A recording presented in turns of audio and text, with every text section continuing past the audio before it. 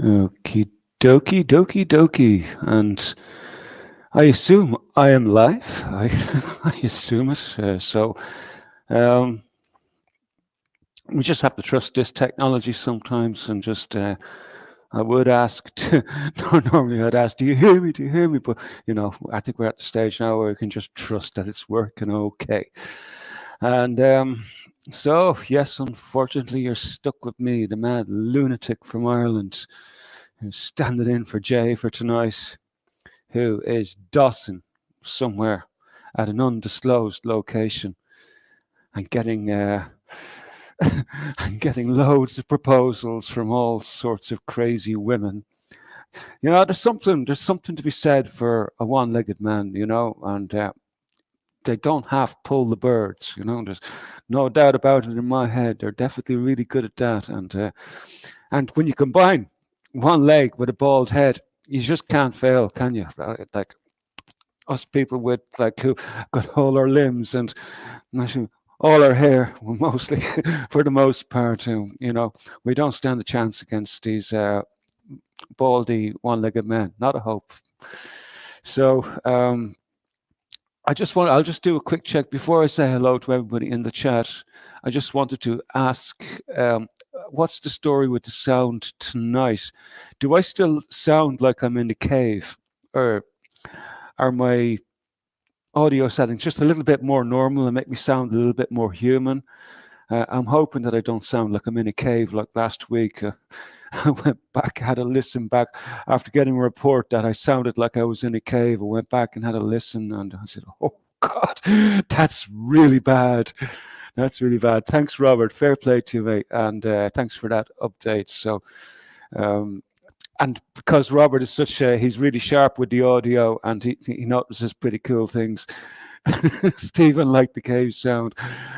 Yeah, it has its time and place, but unfortunately, when I listened back to it last week, it was it was atrocious. It wasn't. It sounded like it wasn't just any old cave. It was like a big cavernous cave, being broadcast to you from the Allowee Caves in Southern Ireland. So that was pretty mental. So anyway, hopefully now it'll be a little bit better now tonight. So as I said, there's a lot to do. There's a lot to do with this audio and shit, getting things right for the for broadcast. It's not that easy. I've struggled with it right since I started coming on to the raccoons. So anyway, hope you are all doing good, and I'll just take a moment to say hi, guys. Now that the thought police and the speech police aren't here tonight, I think I can get away with it. So anyway, I will take a moment to say hi to everyone that's here already. So I will say a quick hello to Spanish. Hi, Spanish, and Stephen Owens. Robert, of course, is here, and Mascara. How you doing, Mascara? Who else is here? Who else is here? Miss Blue Sky, how are you doing? Stephen, and going down the list, Matthew Caddy. Hello, Matthew. And I think I have to say hello. I can't remember your partner's name, but I believe your partner does be listening also, if I've got that correct. Hopefully my memory is still working. JJ, how you, JJ? Who else? Chris, how you, Chris? Are you doing well, mate? Hope you're all doing okay. And Mahat, hi, Mahat. And it looks like, thanks, JJ, my sound is pretty good. That's good to hear. That's good to hear. So that's it. So that's the cursory. I'll say hello to anybody as they join. And so another crazy week in the news cycle, but I think I just wanted to take a moment of remembrance for what I think one of the most iconic moments of the week was I think that the story of the week actually is the minorities, and just the amount of the amount of expertise and the skill and the class that the LGBTQ company do bring to the world. So um, I wanted to just take a moment just to review one of the highlights this week. I'm a little bit behind here, but I think if I get this organized correctly, I should be able to play this and get sound down to you. I'm doing it slightly different than I normally would if Jay was here, because now tonight I don't have to be doing all the screen sharing via the StreamYard app, which is a little bit nasty at times. But um, let's see if I'm just a little bit out of practice with this. So let's have a quick listen and a watch.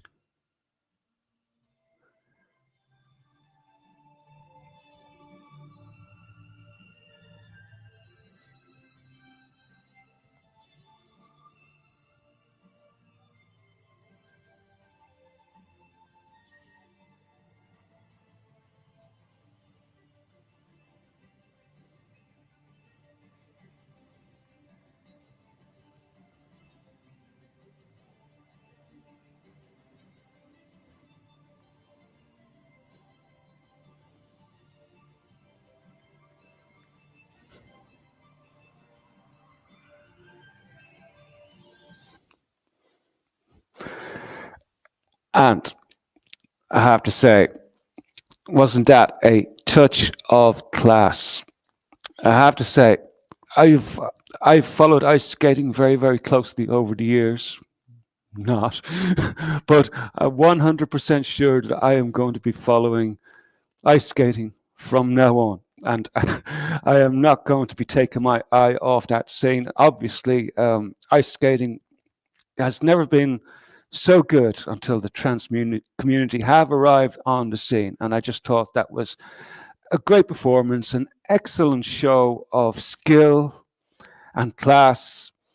And the bit that I really liked the best was how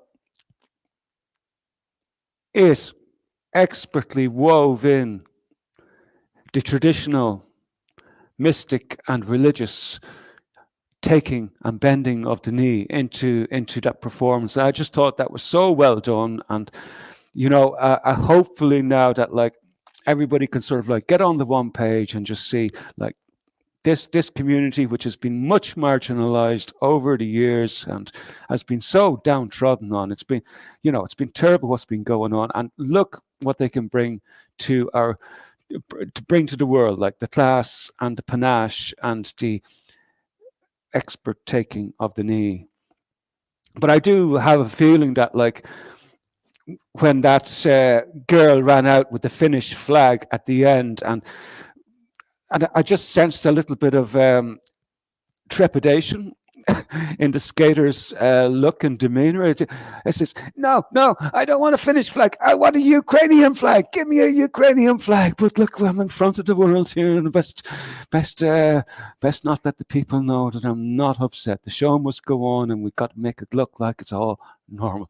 We'll get the Ukrainian flag the next day. So, anyway, so good God, man. Holy shit. It's fucking hell. Just class. Sheer class. But anyway, that was my moment of the week, I have to say. And bring it on. Bring it on. I'm just wondering how much longer this charade is going to go on. As a lot of people were pointing out, like so many women spend so much time becoming the best in their fields to be able to perform. I have to say, like when I do watch ice skating, it does be amazing what some of them can do. It's like, holy shit! Like, and then to have them muscled out, like pushed out of the way, like it should be somebody who has got some real skill, some real talent, doing that job there and in the limelight, rather than somebody who doesn't even know how to stay up on ice skates. It's like crazy. How the fuck does that happen? Anyway, how you doing, Kendo? And who else has joined? Stephen. Did I say hello to Stephen earlier on? So Anyway, this week I am working on a new platform here completely. I've changed the way I organize my show notes and organize my thoughts completely. And I've moved over to a new platform, which I'll show you what it looks like now. And let's see if we can get the browser up and do a Luma wipe. So basically, um, I'm on this platform here called Daigo. Now, Daigo is kind of like it integrates into the browser basically, and it allows you to sort of like tag things and put them into things called outliners. And so I can organize all my show notes in these things called outliners. And you click through to an outliner, you got all your show notes. They come up like this, and you can move them around. And you oh shit, that wasn't supposed to happen. But anyway, but for example, like you can move things up, you can move things down, so you can organize. So it makes it kind of easy to organize my thoughts and everything. I'm kind of really liking this little piece of kit here, because sometimes it can be quite difficult getting the show notes together and just getting it all to work without having to spend too much bloody time messing around in hyperspace, and it can be very annoying sometimes, and time consuming, very, very time consuming at times. But hopefully now that new piece of software is going to make my life a hell of a lot easier. And just, you know, because basically I can run through, say, for example, show notes, and I can basically, it allows me to tag inside the actual web page. So when I go back and visit that web page, the tags will still be there. But as well as that, it also, whatever I tag in a web page, it puts it into the outliner, and it sort of like organizes it all in an interesting form and in a condensed form. So I don't have to mess around looking through whole articles, wondering where my next tag was, or it's all nice and condensed into one little sort of like condensed snippet. Like, and it's really like I'm kind of impressed with it. Like, but I've been working with it now for the past 2 weeks, just learning about all the features and how it works, and just getting used to it. So tonight will be the first time that I've actually used it and tried to integrate it into my workflow here. So I'm kind of looking forward to using it now, and hopefully it'll make the presentations go a little bit more smoothly, and less dithering in the middle of trying to find out what else was in that story. Because the last thing I was using was it was all right. It was like a Pocket thing. The Pocket integrates into Firefox, but it wasn't working out very well, because the Pocket is great. It allows you to tag and do all sorts of things, but then you got to leave the browser, go to the Pocket website, and then you got to read the article again, and then highlight all the stuff, and then you're only allowed to highlight 3 different sections, and it was just a little bit too confining. So this particular software from Dido just allows me to infinite amount of tags and infinite amounts of selections in an article. So yeah, it's pretty cool, pretty cool. So I think this week, like there's a lot on offer, but I wanted to run through some of the obituaries from the last couple of weeks, like, because it's been pretty crazy. Like I know I didn't get to discuss it last week that well, but because like me and Jay, we do tend to go off on our own tangents, like when and we do. It's not like we don't get to cover all the stories, but there was just so much going on last week, basically. So I'm going to revisit some of the interesting, high-profile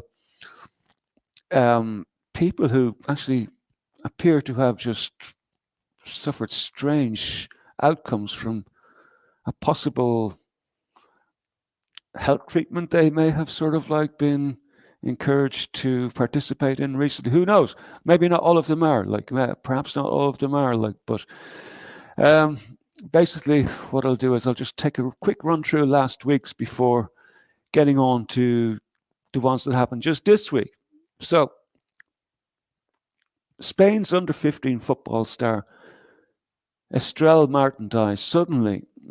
Sudden death of the cadet player for Sporting Club who Hulva, have I pronounced that right? Hulva shocked the Spanish football community. Estrella Martin, 14, died suddenly in her hometown in Ayamonte in southern Spain on Wednesday, according to the club.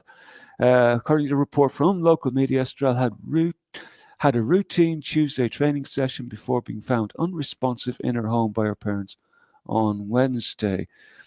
The news of the young player's sudden death comes after another young footballer died after a sudden collapse during a game in Spain's Malaga last month. 13-year-old Marvelous Onanefe Johnson collapsed 5 minutes before the end of the clash between CD Puerto Malagunio, Ciudad Jardín, and UD Prados in the third Andalusian Children's League on Sunday, December the 11th. The club said at the time, after a few moments of uncertainty for all those attending the match, the club staff, and after the resuscitation attempt by the local police, our player could not be resuscitated.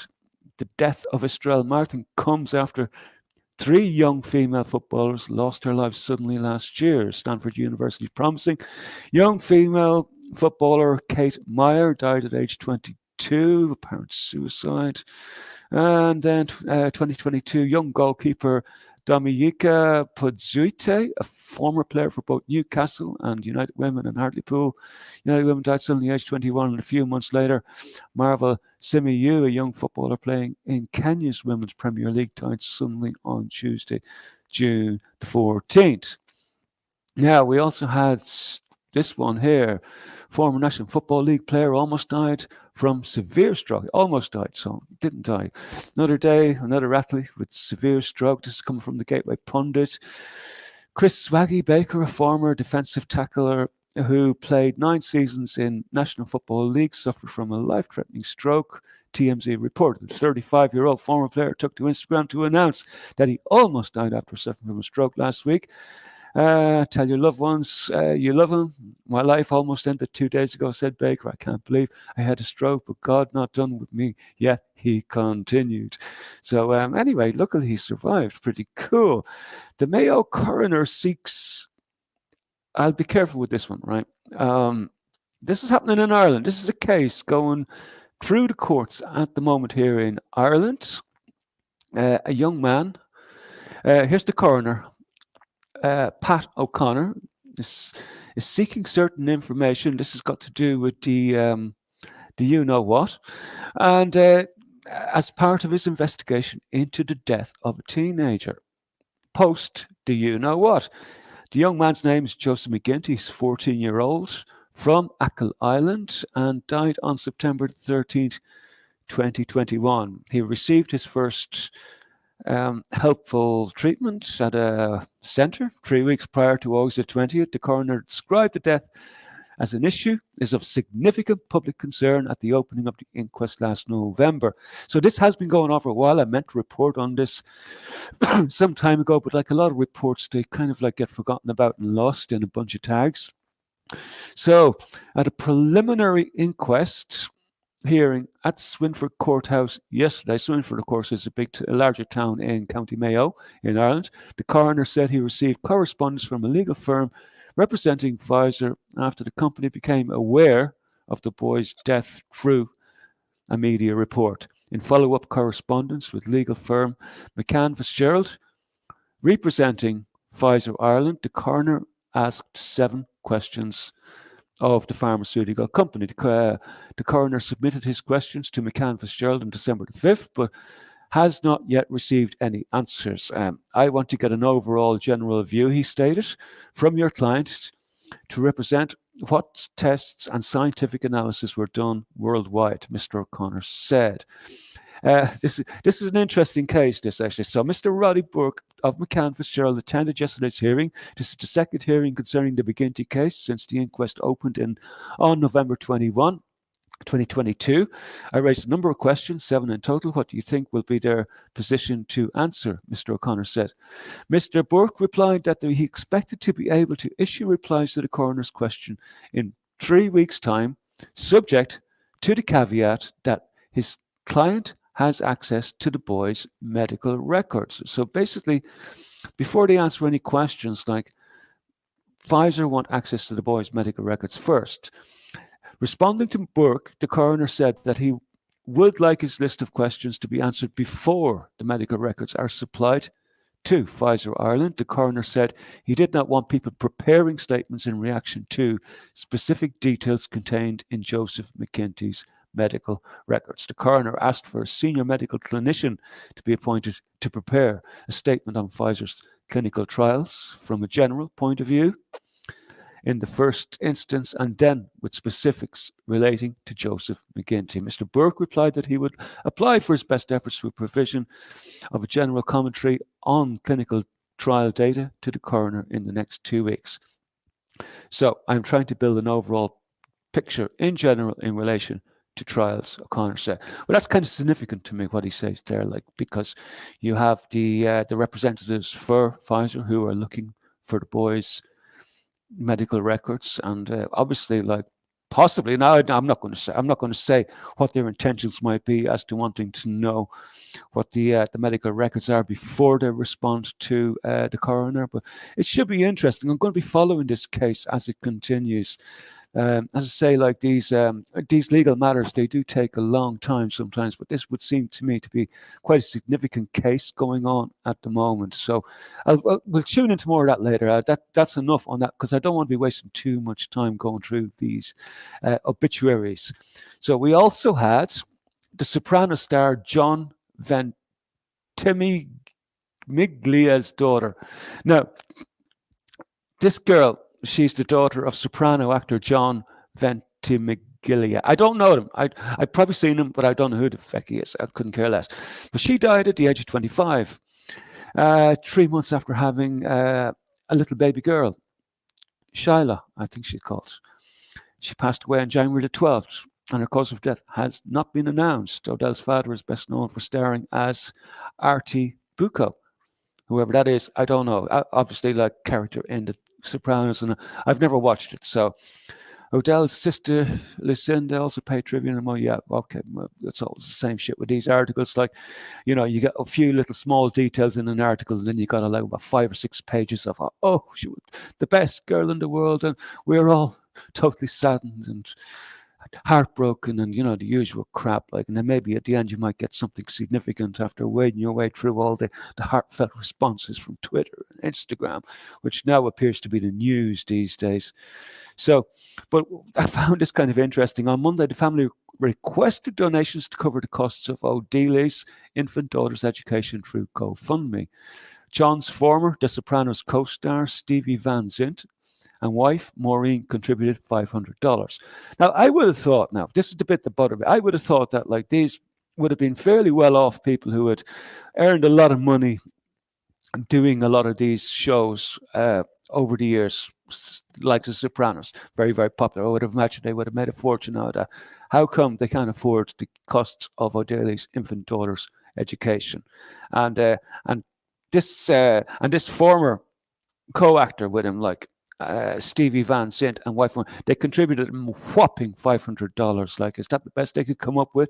I'm pretty sure, like, they must be fairly well off. But anyway, let's not read too much into that. Of course, the case of Diamond, Diamond and Silk, obviously, like, Henrietta Lenaway Hardaway, also Diamond, she passed away. We all know about that. Like, but what has been going on basically is, I don't know if anybody was watching what was going on at the memorial service, and Silk got up on stage and she called out the death of her sister and directly attributed to a certain dodgy treatment that may have been going around. I don't know. And curiously enough, like, Trump was there in the with the mourners as well too at the time when she called this out. So I found that kind of interesting that she would come out like that on stage in such a public way and blame it and blame a certain treatment. Very, very interesting. And also, we had the Australian Olympic bobsledder, rugby player, and outspoken gay activist suddenly dies at 35.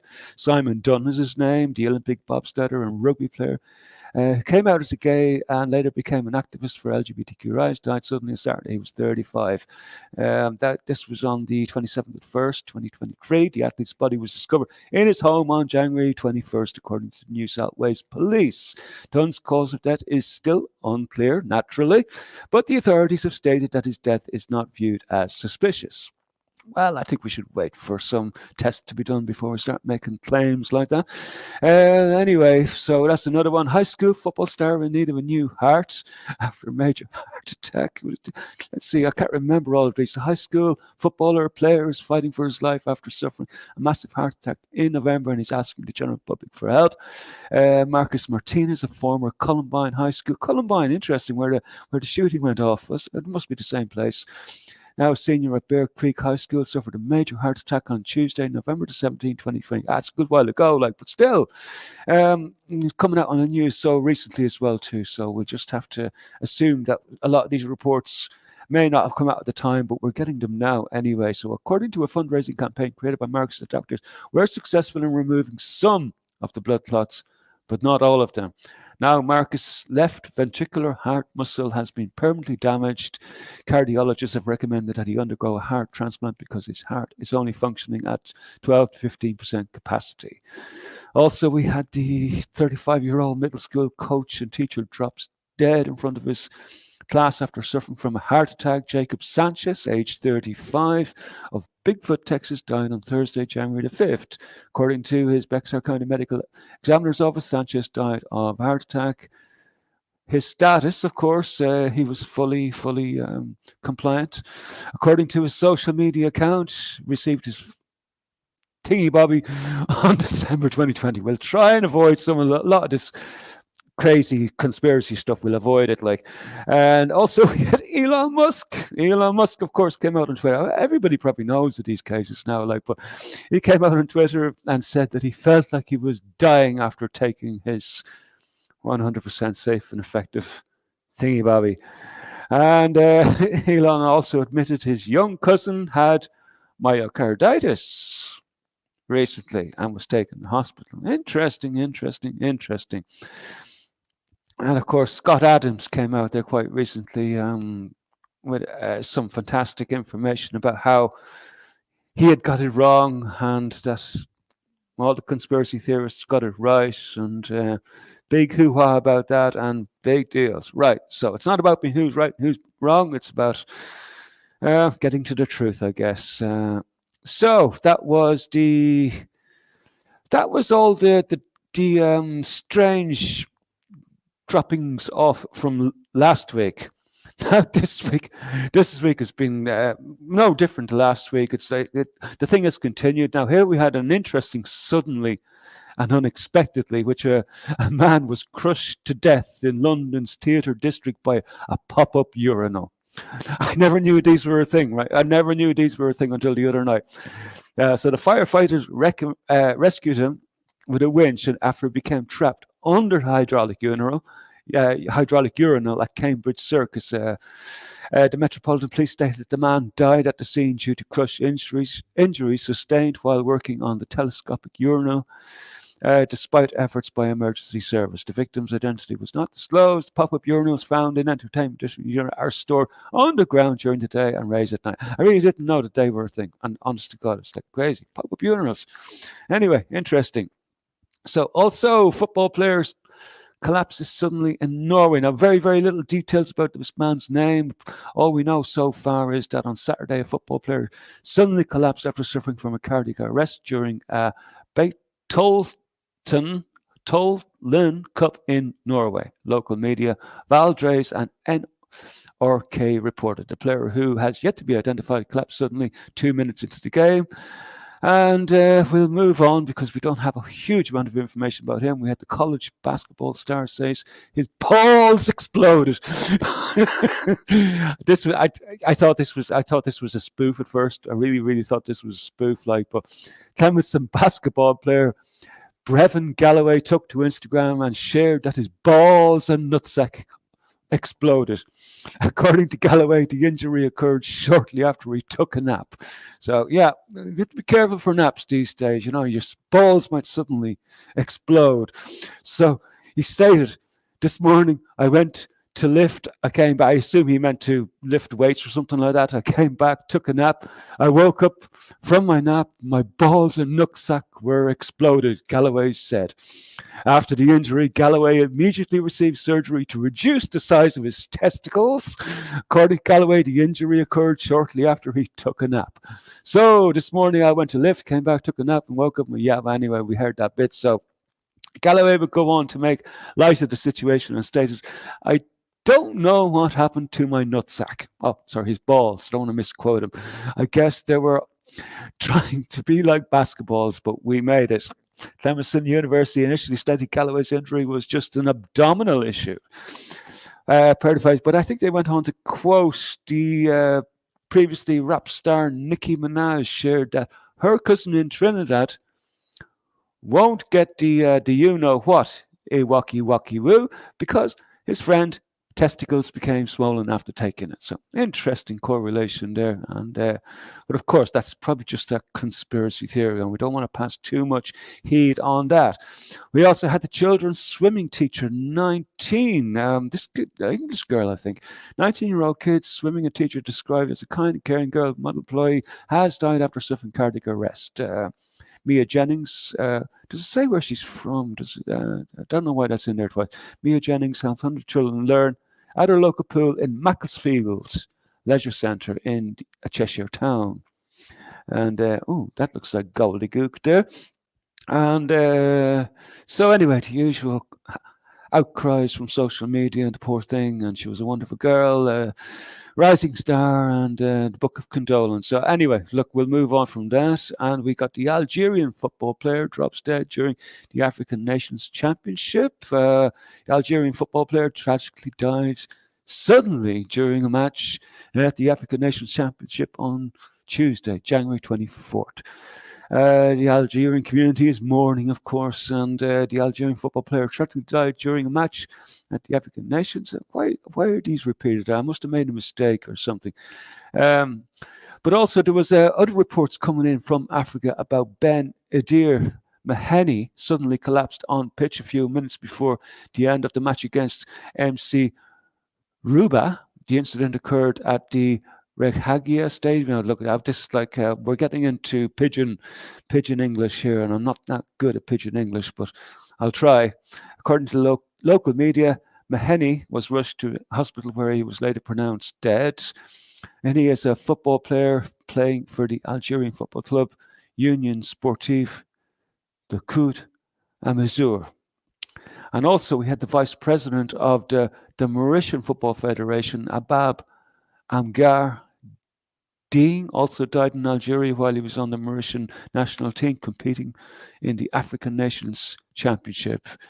The Algerian Federation also paid tributes to Amar Dang. Okay, right. So we're just Algeria MC Sandia player Stefan Lucar also died this Saturday during his team trip to Habib Boukoul Stadium, Oran, to play against ASM Oran as part of the 10th day of the National League Championship.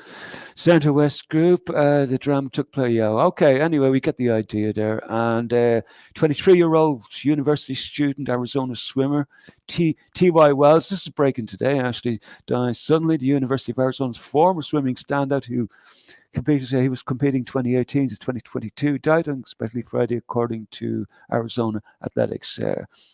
No details have yet been released on the cause of death. We'll move on. And we also had the Totally 100% Treated host reveals.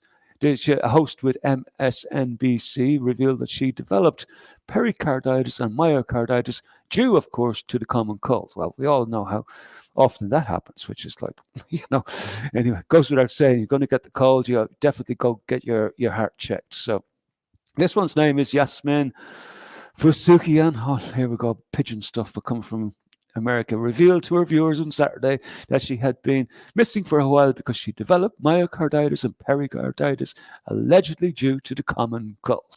Poor girl. The newscaster said that she first experienced chest pains back in December 2021 and that they waxed and waned over a period of 10 days. Initially, the doctors thought she was experiencing reflux. Sorry, I should have checked up what reflux was, but I've just found myself being very disinterested. And so December 30th, when she finally went on urgent care and was told I had reflux, she says, but she didn't buy it. But I was relieved it wasn't my heart, she says. My body thought it was pretty certain not to believe the reflux. The next day, on December 30th, I woke up with severe pains both in my chest and my left shoulder, and was like tightening in my chest when I took deep breaths, and got worse when I was laying flat. She added. So she was diagnosed with pericarditis, inflammation of the lining of her heart, brought on by the cold, of course. A literal common cold, she carries on to say here. I also had fluid around my heart and I had been drained, or else have been, yeah, anyway, you get the idea. Also, we had this Claire Drakeford. Now, I'm not putting this down to anything nefarious or odd or anything like that, but I just thought this story was particularly interesting. Let's see, Claire Drakeford, who is the wife of Minister Mark Drakeford from Wales, who died at the age of 66. I have to get rid of all this. Cause of death is not yet known. Last year, Mr. Drakeford revealed he had been separated from his vulnerable wife for much of the pandemic. The pair had lived in separate homes in order to keep safe. He told ITV Wales, I have been married for a very long time and not been in the house, and to be at a physical distance, even though we saw each other every day and talked every day, it was a puzzling experience in a sort of way. And for that to be over, it is a bit emotional for everybody. So basically, these pair, they stayed apart from each other all the way through the pandemic to keep safe. And here we are. We're just 3 years into the pandemic, and she dies probably of natural causes. So what was the point in trying to stay away? Did you keep her very safe by staying away for all that time? Interesting story. That's why I wouldn't have reported on this otherwise, because look, we can't be reporting on every 66-year-old that dies. It's kind of like really odd, like, because not everything is going to have not going to be what we're looking for. Some people might just be dying of natural causes.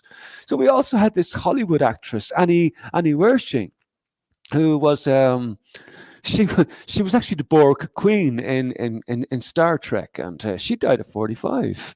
She was also in 24 as well too, that series 24. So it seems, and it's a pity. I used to have a little thing for the Borg Queen. I just thought she was perfect. She was the height of perfection. I thought, like, which she's been struggling with cancer. Does it say died of cancer this morning? A publicist confirmed it to Deadline. She was 45, where she continued to shoot after her 2020 diagnosis. So she got diagnosed back in 2020. So anyway, interesting that. So interesting, I have to say. So anyway, look, that's all I have this week on the obituaries. And I best check in with the chat, see what's going on. So I tried to run through that as quickly as I could and not try to make it too painful. Because look, it's crazy. I'm at the stage now where you just can't keep up with any of the crap. Like, it's like I'm just gonna go. I don't know how far to go back in the chat. I'm not gonna go all the way back. We'll see what we got here. Mahatma is saying a new study has found inhaling can often lead to pericarditis and myocarditis. Trials by grant funding PhD indicated breathing in too deeply leads to these specific health problems. Yeah, look, nothing would surprise me anymore. Like, I'm still waiting. Someday you might get a warning about even brushing your teeth too vigorously. It might put your heart at risk.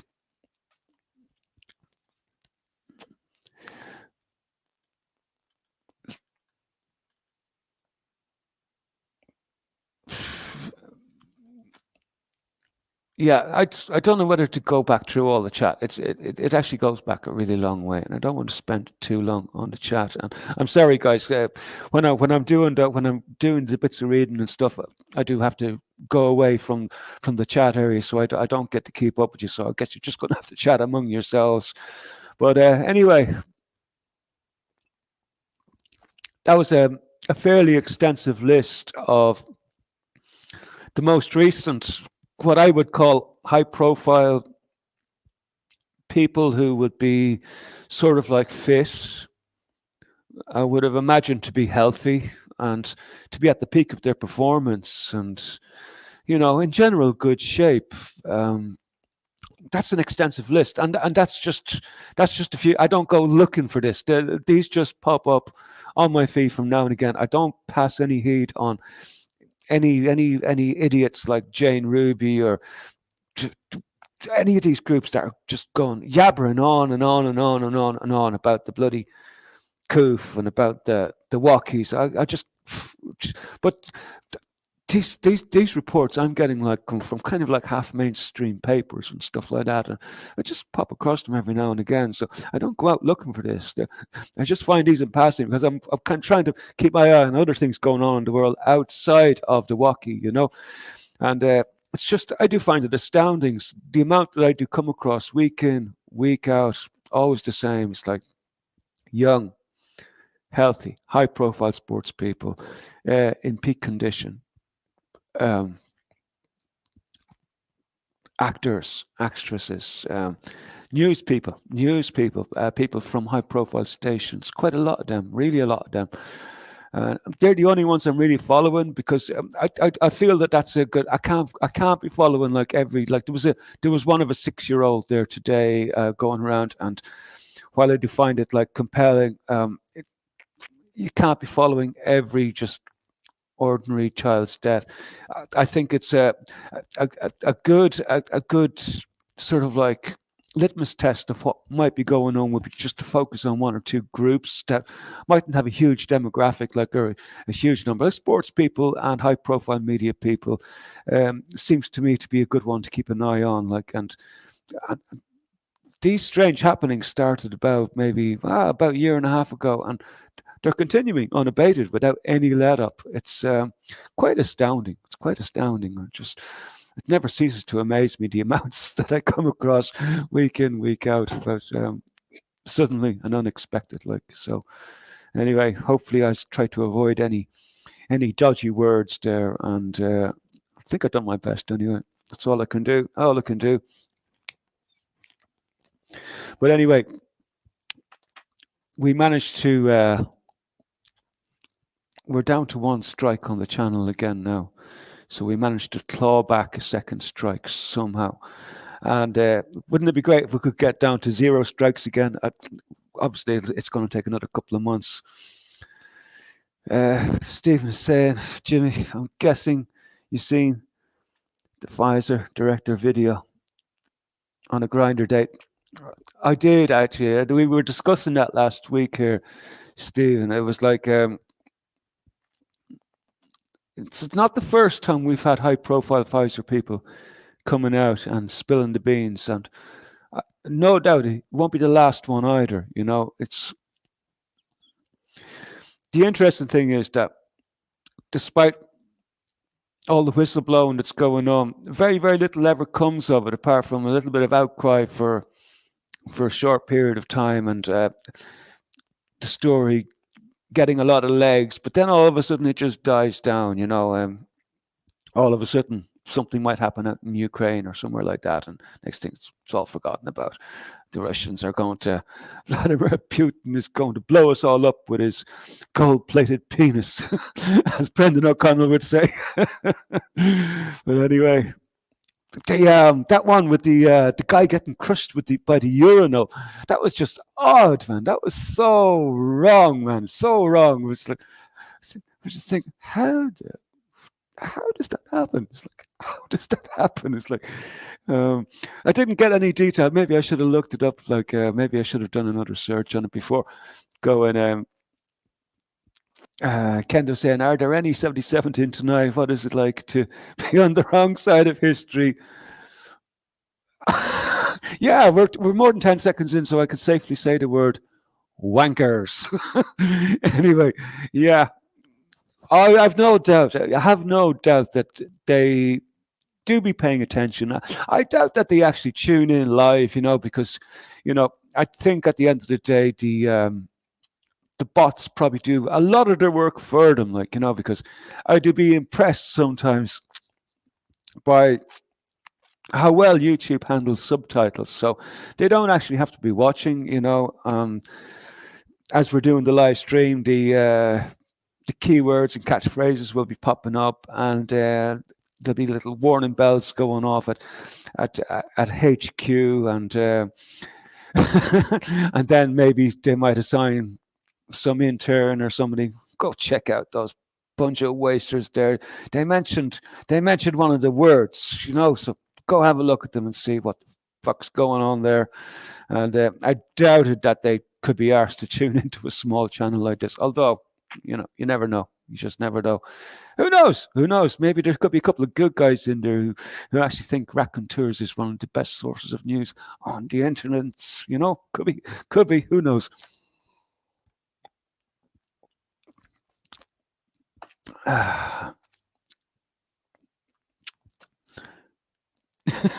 Spanish chick, 35 watching this shite, and 77 tossers. Good man, Spanish. Well said. But let's see. What else was on my radar now? I'll have a look here and see. Um, yeah, of course, we had the Who coming out there during the week with the making statements, and obviously, like, they know something that we don't. So it's a sight to see that like Tedros is still there at the head, like, dictator himself, and probably a war criminal allegedly. So he went out and said there, as you know, on Friday, the emergency committee met to consider whether that remains the case. This is in relation to the WHO deciding that the coup is not over, right? The committee has advised me that, in its view, the coup remains a global health emergency, and I agree. And I tend to agree as well too that, like, this is not gone by a long shot, but I have my own reasons why I don't think that it's gone in a big way. So anyway, Tedros agreed with the committee's assessment of the current COVID-19 pandemic, and classified it as a public health emergency of international concern. The committee, along with Tedros, believe that the pandemic is likely at a transition phase. I wouldn't disagree with that either. The committee acknowledged that the pandemic may be approaching an inflection point. Achieving higher levels of population immunity globally, either through infection or vaccination, may limit the impact of SARS-CoV-2 on morbidity and mortality, but there is little doubt that this virus will remain permanently established pathogen in humans and animals for the foreseeable future. So, look, at the end of the day, he's not saying anything there that I specifically disagree with, like, especially when he was saying, like, about how we have to build immunity through a combination of vaccination, and my stance on that anyway, but, like, there's no need for me to be going into it. And natural immunity. He mentioned natural immunity, which I thought was kind of like also kind of important, and it says to me that, like, now it's okay to talk about the old concept of herd immunity. And so I just thought that was kind of significant, the way he worded that. So kind of an important step, like, because I think possibly if they had handled things differently, and maybe just focused on the most vulnerable, we probably wouldn't be in the mess we're in now. And do you know what? SARS-CoV-2 would probably be gone completely. Like, but I think the way it's going. Yeah, no worries, Rob. You come on in whenever you want, bro. And I thought I'd save the 77 story for when you got in, like, but because you might have some input on that. So yeah, Rob is joining me at 9 o'clock as well too. So just so people know, your favorite doctor, not a doctor, is going to be joining us. And so yeah, that was the statement from the Who there, just in the last day or two. Um, let's see. Oh yeah, and I never I never actually thought about covering this story a couple of weeks ago. I'm after going messing up this now. Um, Give me a moment just to catch back up with where I was. Um, yeah, the story of this German lady. Her name is Inanna Zavateskaya, and she lives in Stuttgart, Germany. So basically, what's going on in Germany is quite atrocious, right? Yeah, the German court is seeking to institutionalize and forcefully jab the 85-year-old Jewish composer and Holocaust survivor. You've probably all heard of this story, but I don't know. The order issued last month would authorize medical support staff to forcibly remove her from her home, calling on police force if needed, and transport her to a psychiatric institution until December 2024, so that she may be administered 2 doses of the most effective, you know what, ever to be presented to the public at large. Against her consent, of course, they go to highlight here. Um, Now, Vera Sharyav, a Holocaust survivor, on the forced medical order directed by the state over the individual for an experimental product in which he did not consent, represents a sliding backwards into the abominable historic past. One of 75 years ago was promised to never return to humanity. So she's been told that she's a danger to herself and others, and it's been suggested that this is reminiscent of Nazi era in which the same terminology was used as an excuse for mass psychiatric incarceration to rid society of the economic burden of the elderly population. Uh, it's very, very odd to see this coming out in Germany. I think this is like, but I tell you what, I'm not surprised. I am not surprised at all. Uh, it's very, very hard. It's very, very hard to be looking at the happenings in the world today and just be surprised by any of it. Like, it doesn't matter whether you're looking at informed consent or whether we're looking at how certain domestic intelligence agencies are spying on their own people, which is not surprising. Like, not surprising, but we'll get into that in the second hour. But also the fact that, like, what's going on in Ukraine as well too, and none of it surprises me anymore because of the fact that the Azov are so well embedded into the Ukrainian military structure.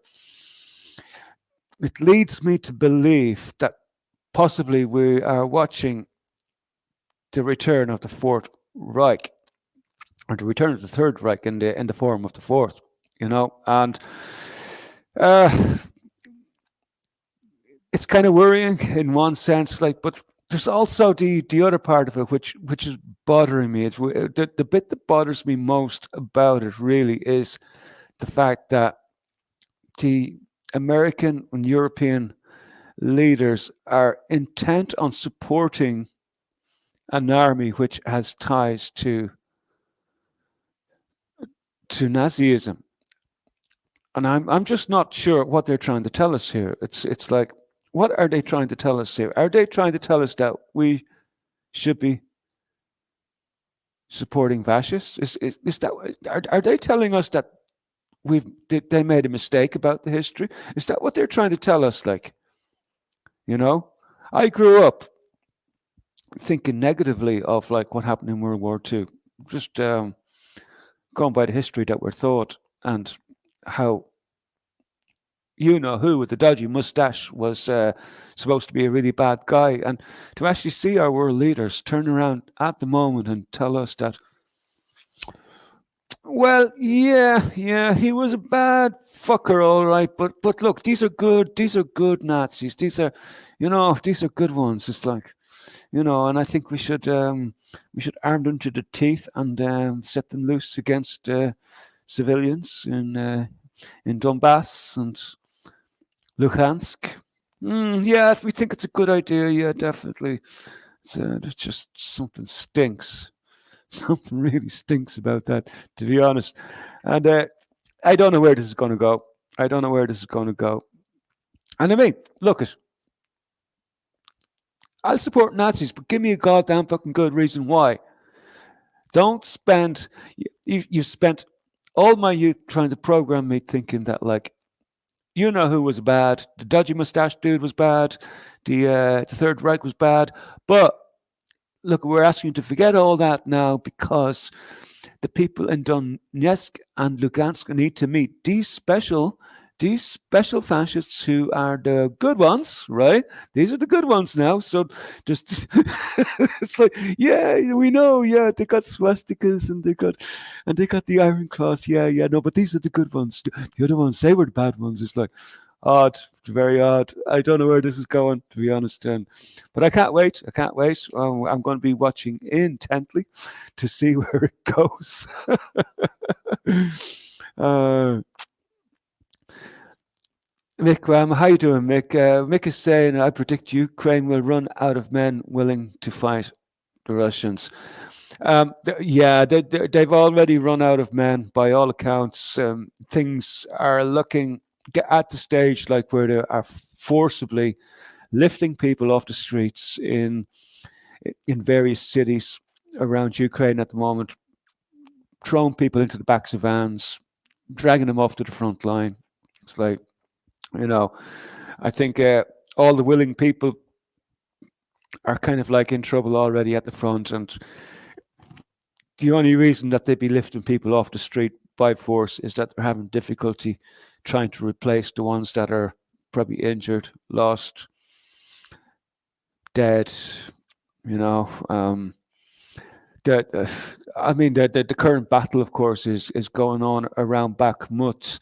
Now, I'm not going to. We'll look at the map on Friday evening. We'll look at the map Friday evening, and we'll take a closer look and see.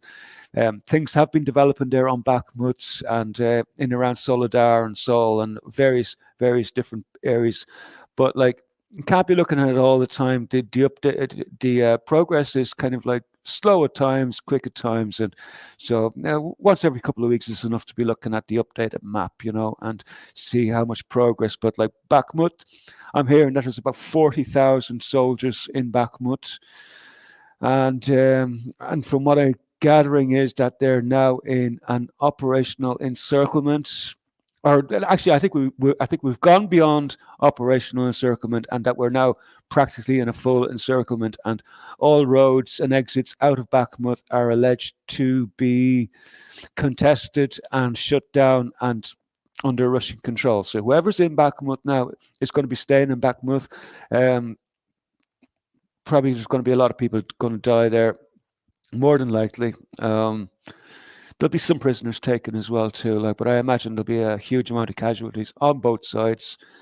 I don't know what the Russian losses are. I know they're not quite as high as the Ukrainian side, but I think the Russian losses are significant enough as well too. I came across an interesting report there about a week ago regarding the Russian losses of the Wagner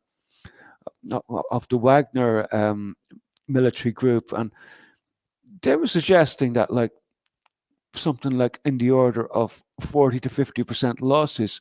I don't know. I can't confirm that, but I don't know. But if it is that high, that's quite shocking, and we know that the Ukrainian losses are orders of magnitude higher. So anyway, we're looking at a lot of casualties there in Ukraine on both sides, and so anyway, it looks like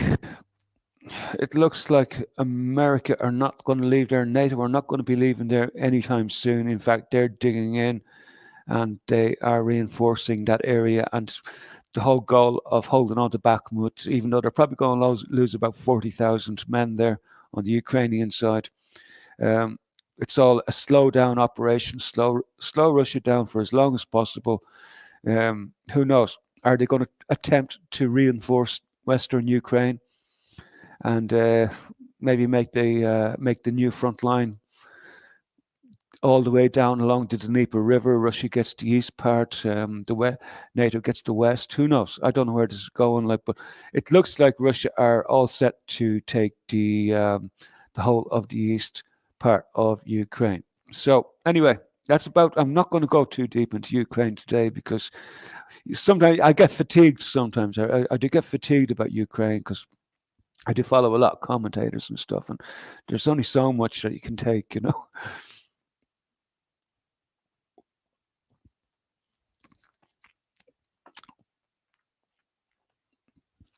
When NATO brings in the spud guns, Russia will run for the hills. I just there's too many there's too many gumbeans right out there talking about how weak NATO is, and like I don't believe it. I don't believe that. Like there's no way NATO have lost the ability to maintain their weapons and also run out of missiles. Are they crazy? Like, you know, we're talking about superpowers here. You know, we're talking about major superpowers, and all of a sudden they've forgotten how to fight. All of a sudden they're running out of stocks of ammunition. All of a sudden they've forgotten how to maintain their tanks and whatever. I don't believe any of it. I really don't. I don't. In fact, all the indications show that NATO were quite willing to expand their sphere of influence. Like, and we're looking at them expanding in Israel. Are we going to see an occupation force in Israel? I am not going to rule that out yet. I'd love to see America occupy the West Bank. That's what needs to happen there to protect those people in the West Bank. Also, we could see also expansion over in the South China Sea. You know, it's like this idea that NATO are dead in the water. I don't pass much heed. The likes of your Scott Ritters and the likes of your Colonel McGregors and all. Do you know what? Do you know what? They they they shout too loud for my like. I don't believe a word of it. I do not believe a word of it. I think they're just Russian shills, Russian propagandists, and I take what they say with a pinch of salt. And there's no way a superpower becomes not a superpower just like that. No, no, no. And of course, like, what weaponry is NATO really hiding? Trump reckons the other day that they've built new weapons, weapons that have not been seen yet. And I believe him. I actually believe what he says there, you know. So this idea that NATO is a dead duck, nah, just take all those people that are sort of like propagandizing that sort of side of the narrative. Just take what they say with a pinch of salt. I'm not saying don't believe them, but just keep it in your mind that these guys could be just bullshit artists. Who knows? They could be paid operatives for all we know. We don't know.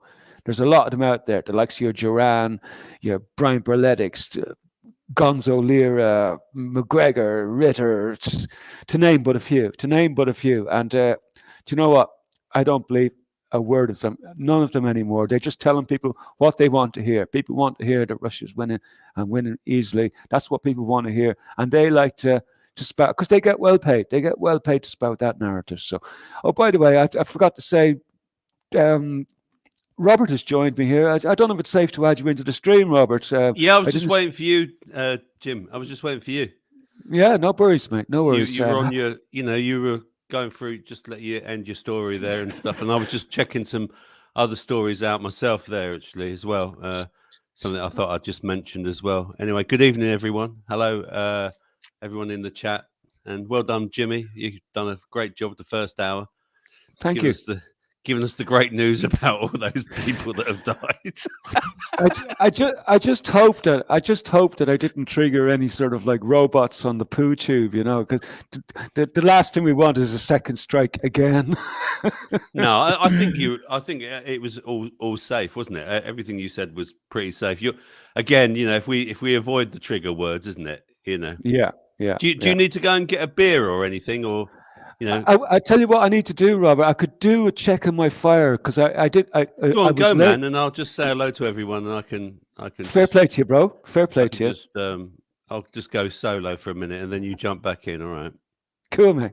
Yeah, yeah, okay. Just remove Did, yourself for a minute or something. I don't know. Whatever you do. yeah, yeah. Hello, everyone. How are you all? Hello, Kitty, Miss Blue Sky, 462. You are not a number. Sean Hammer, Mascara, Kendo, Chris. Who else? Tony, John Smith, Stephen Owens, Spanish. No Dinny tonight. JJ, Mick Ramo. I'm just going through all these quickly. And anyone else that I might have missed as well. Anyway, I hope you're all well and you're all doing really well tonight. Yeah, I've had a bit of a day actually. I'm going to just share, just change the subject for a second. So I've had a joyful day and a very sad day, a joy and sadness day. So my car's been, I haven't spoken much about my car, but my car's been off the road for like about 5 months, and it had a front fuse box issue. It's called a SAM unit, and cut a long story short, they tried to fix one, it didn't work. Then we ordered another one, and then that was broken, and then we got another one, and my mechanic in the meantime decided to move 2.5 hours away towards Norfolk. So it just made things more and more difficult, getting him back to sort things. Anyway, he finally got round to fitting the new one today, and pressed turned the engine, boom, fired up, great, lovely. I was so happy.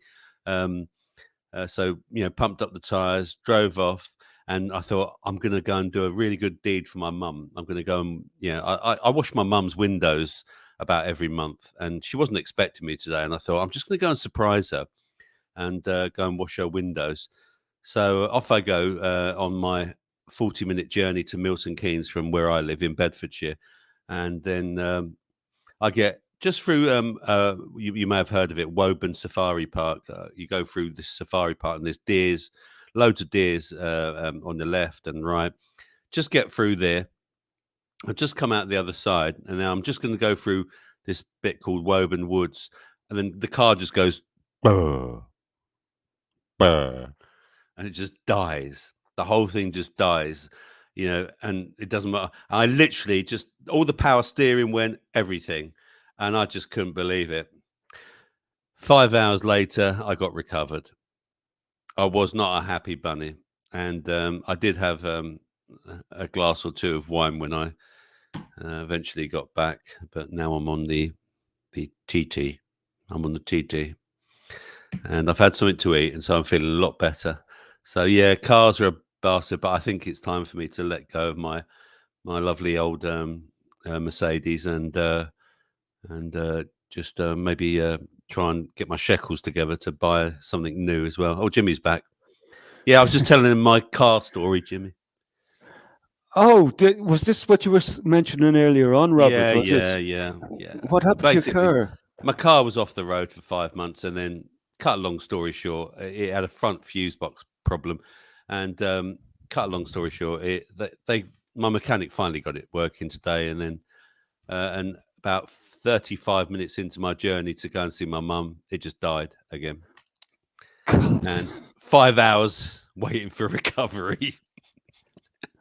Oh man. 5 hours, man. And your phone, and you've got hardly any charge in your phone. You're just sitting there watching the guy in the field, in his field, the farmer in his field, shooting the birds in the sky, hearing the shotguns going, and seeing these birds going.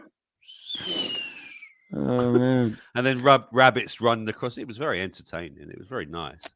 It really was. But what can you do? You've just got to get on with life, haven't you? I mean, yeah. So what? Any idea? Any indication what it caused it to die the second time? I think it's the SAM unit again. I don't know. It's called it's the front fuse box. It's called the SAM unit, and I just think that it's that again. But my mechanic said he's just going to come back tomorrow and have a look. I think he couldn't believe that it died again, and he is in the area tomorrow, so he's going to come and have a look. But the recovery man did an amazing job. because it was stuck in park. It's not easy with an automatic to put it onto the back of a trailer, and he managed to do it, and he's parked it right outside my house here, so I was well impressed with that.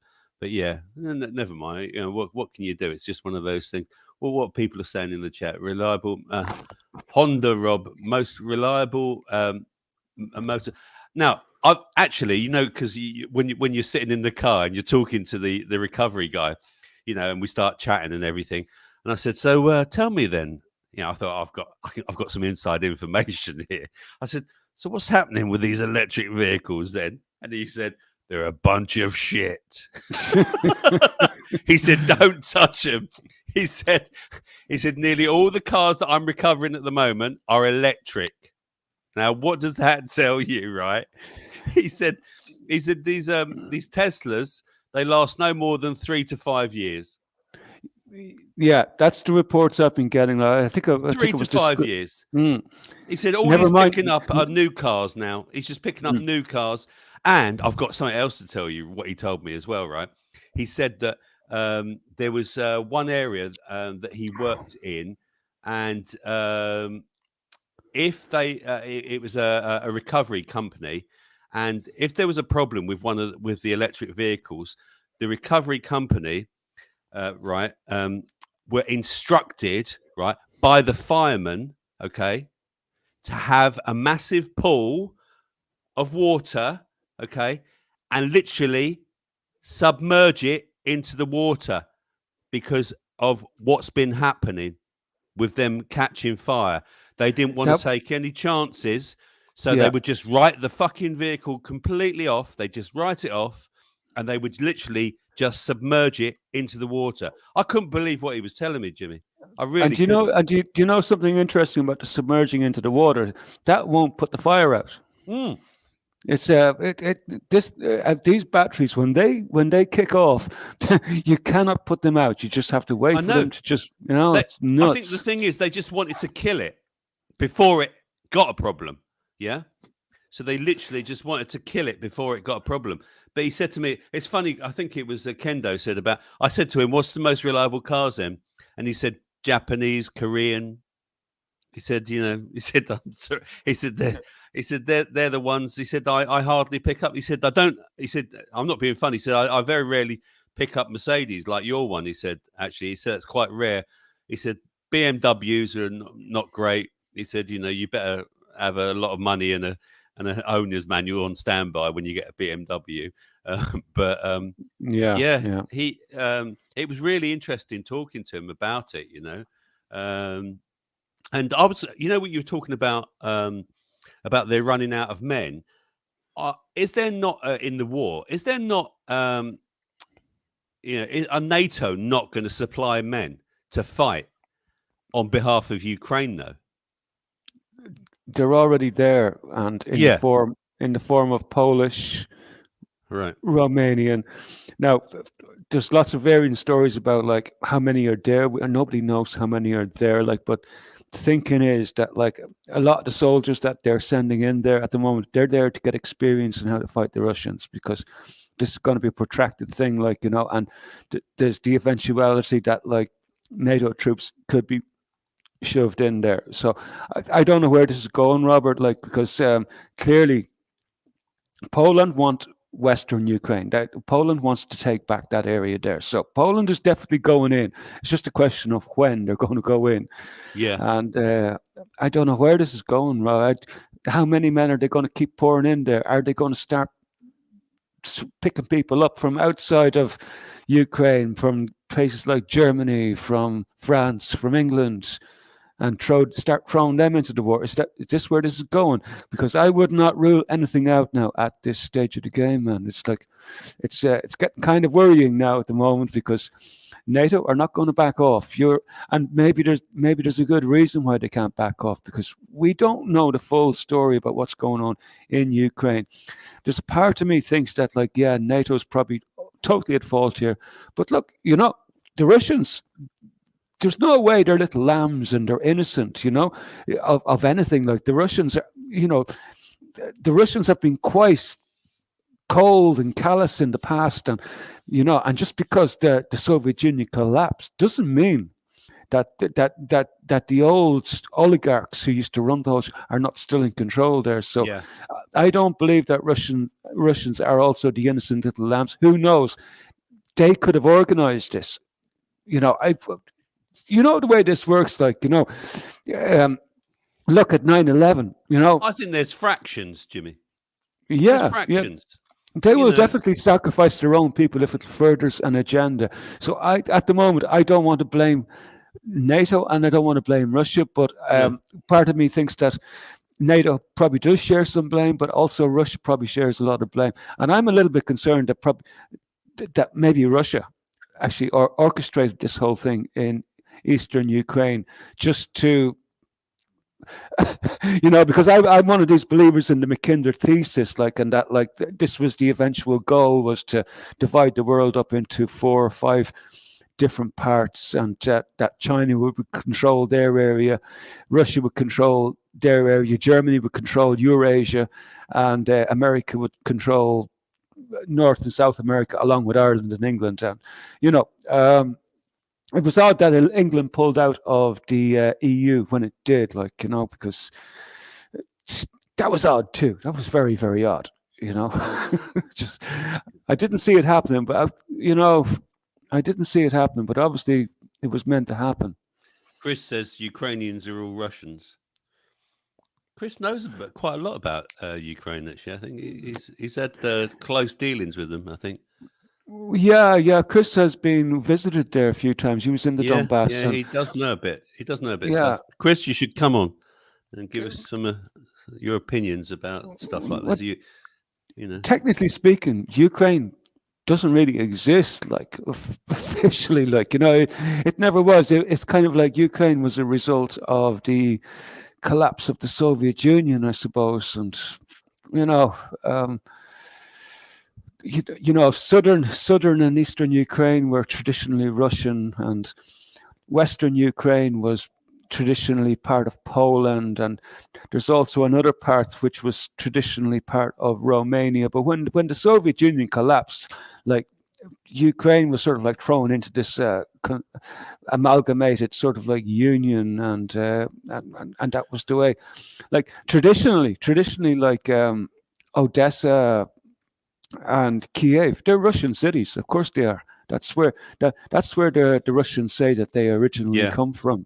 yeah. That's their homeland. Just going back to the chat, I just remembered this as well that I had with the guy in the van. He also said that Amazon.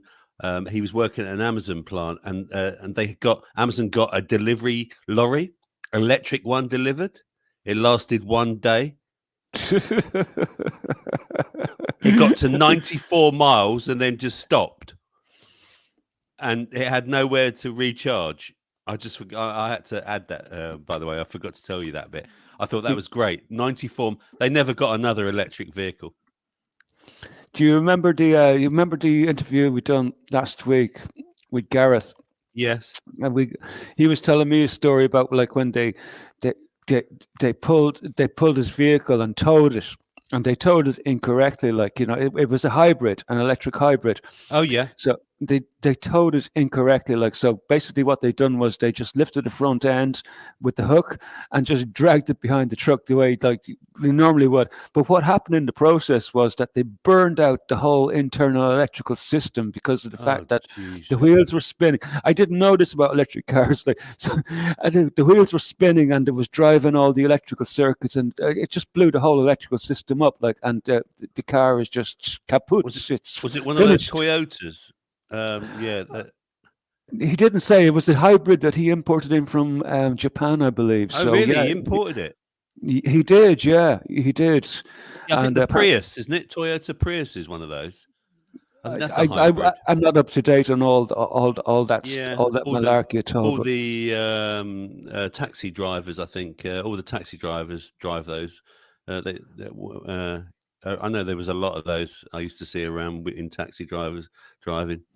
So yeah, I mean, what I was going to say to you, did you see also that this week that Esther Ranson, who said that people should be left to die if they haven't had the jab, and if they need emergency treatment, they should be left to die if they haven't had their jabs. She's just Hmm. been diagnosed with terminal cancer, it would appear. I So remember coming across that. Yeah, I think I've seen that somewhere. I thought it was a few weeks back, but yeah, it yeah, was I in the seen that paper she was this having week. an Yeah, in the paper this interesting. week. Yeah, so Ah, there's okay. Yeah, so yeah. It definitely so. came out a few weeks ago, though, right? I think it was. I think that came out about maybe 3 or 4 weeks ago, Oh, did it? and yeah, so it's only getting the papers now. That's interesting. Yeah, so I only saw it this week. The other thing that I saw today was the top 10 most viewed NHS pages, and also the nation's top health concerns. And you've got number one is the Divot, of course. Number two is long Divot. Number three is high blood pressure, and number four is chicken pox. What a how surprising! I, yeah, it's like sometimes I just get fatigued by it all. We should greet Jason. Jason just showed up in the chat there. How you, Jason, man? Really? You know, obviously Oh, is he there? Lanzarote. Oh, yeah, there he is. Yeah, Hello, you know, chops or chaps. you know, you should be out discoing and dancing at the parties, man, or doing He's too something at pissed. Lanzarote. He's too pissed in Lanzarote, chatting up birds and Oh, uh, and actually, trannies. I've been hearing that the birds have been chatting him up, and his and I heard also from a little birdie that his missus is going on the rampage. She's got the boxing gloves on now. She's having to beat them off.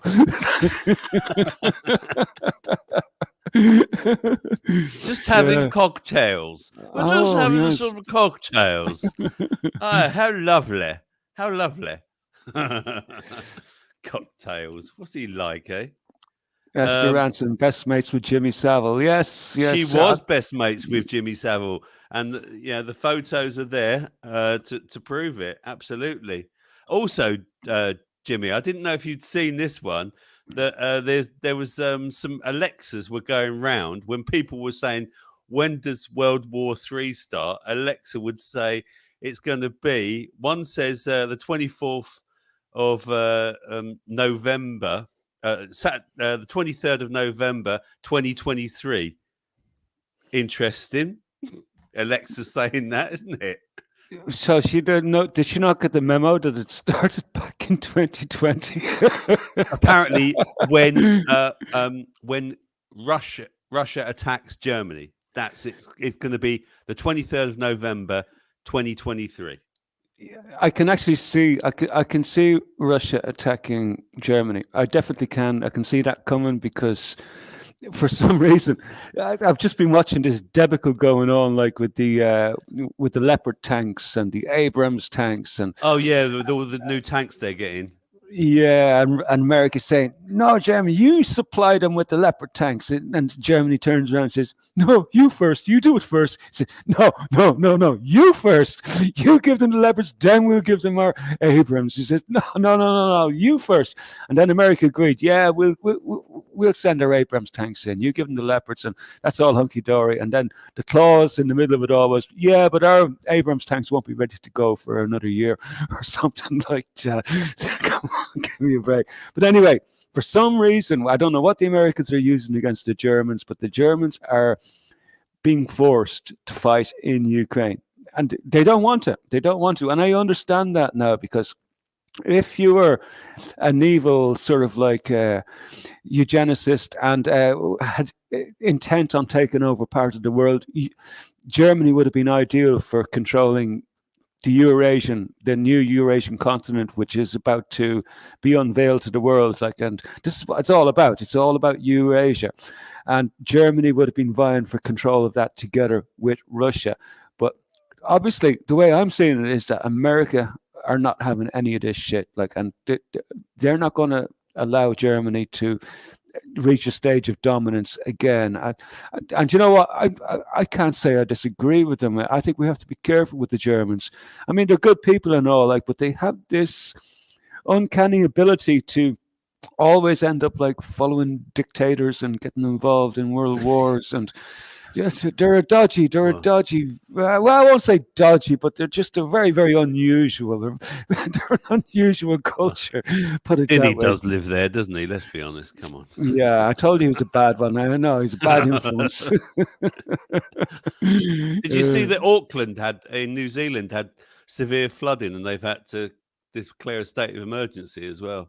Really? I know. I Yeah, missed that. No. yeah, Well, yes, yeah. Severe flooding in Auckland, and there's like some video of Auckland airport, and it's literally just, it's just like a, yeah. It's, I don't know if I can share like a it. lake, is it? Like a lake or Yeah, I don't something? know if I can share it, Jimmy. Let me see if I can share it. Hang on, let me have a look. Sure. Yeah. Yeah. Share Um, screen, share screen. Let me have I a mean, look. parts of Australia got hit really, really bad this year, but I'm not sure it's very unusual. Like apparently, it does happen from time to time that certain areas do get badly flooded due to the topography of the land and stuff like that, and certain areas do get serious flooding. Like, but it's not that it doesn't happen that often though. So. Um, of course they're going to get wetter. Naturally they're going to get wetter from time to time, and like we all do.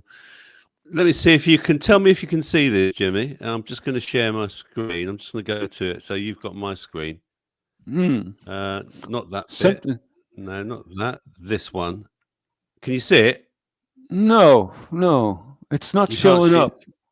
It's not showing up. It says it's No. sharing my screen, so it's not showing up. Okay, I'll stop Oh, hold sharing. I on. don't know Maybe why. maybe the chat can see it and I can't. Try again No, anyway. Try again. you want me to try again? Sure. Yeah. Why not? Maybe you just picked the wrong. It's odd though. No, it wasn't showing up though. Let For me me just, because anyway. I was trying to show my Telegram chat, so I thought that I can do that. But no, if I share my whole screen, yeah, Kitty said we can see it. Right. For some reason I couldn't see it. So Let yeah. me Show let me show just see. everybody. Show it. So I'll take your word for it. Yeah. share screen. Obviously you're not quoting any dodgy, dubious sources from Telegram. Okay, so look in the chat. Can they see it, Jimmy? Are they saying they can see it? Because I'm showing this Yeah, video. Chris is saying that they can see it. You can see the flooding in the airport. That is, and there's the other one. Look, I'll just show you this. Look, I don't know if you can see this.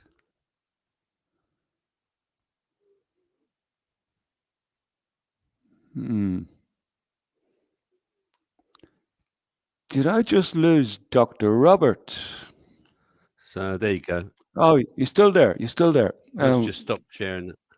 Yeah, I'm still here. Sorry if you didn't see that. I'm sorry. Anyway, I thought that's okay, but the chat's seen it anyway, so I'll take your Yeah. word for it. So and yeah. And what else was I going to talk? So 77th Brigade. yeah, the 77th Brigade, and to be honest, like none of us should really be surprised by any of the revelations. Really, in all fairness, like No, I don't think that we should be really. I mean, we all knew about it. That guy, he's really wound me up. That doctor, what's his name? John, is it something? oh, John Campbell, yeah, Dr. John Campbell or Nurse John Campbell, whatever he is. Oh, he's wound me up. He really has. And here's his quote right at the end of that video. We did post it, didn't we? I posted it, I think, or someone posted it on Telegram, on the Raconteurs Telegram chat. Quote, I heard people talking about the 77th Brigade and put that in the conspiracy bucket. I now recognize my naivety, end quote. This is gonna be the story of his career. I'm just a naive cunt. I believe everything I'm told, and I now recognize my naivety. I mean, what the hell? I know. He's always saying follow the facts, isn't he?